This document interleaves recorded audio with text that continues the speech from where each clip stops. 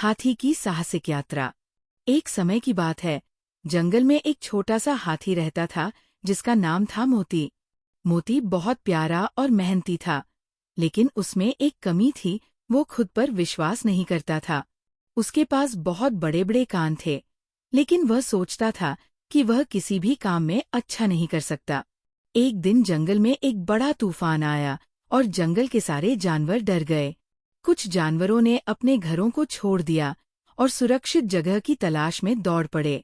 सभी जानवरों को डर था कि तूफान बहुत खतरनाक हो सकता है, लेकिन मोती को विश्वास था कि वह कुछ कर सकता है।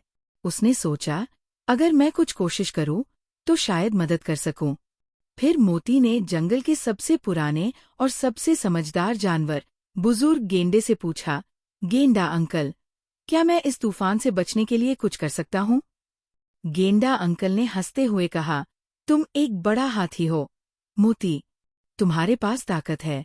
अगर तुम सही दिशा में सोचो, तो तुम किसी भी समस्या का समाधान ढूंढ सकते हो। मोती को गेंडा अंकल की बात समझ में आई। वह तुरंत जंगल के दूसरे जानवरों के पास गया और उन्हें एक सुरक्षित स्थान पर जाने के लिए कहने लगा। उसका दिल बहुत डर रहा था, लेकिन उसने हिम्मत नहीं हारी। वह अपने बड़े पैरों से रास्ता साफ करने लगा, ताकि सभी जानवर सुरक्षित स्थान तक पहुंच सकें।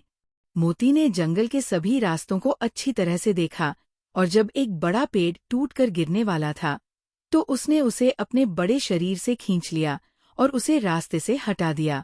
मोती का दिल बहुत खुश हुआ, क्योंकि उसे लगा कि वह किसी के लिए उपयोगी बन रहा था। धीरे धीरे जंगल के सभी जानवर सुरक्षित स्थान पर पहुंच गए।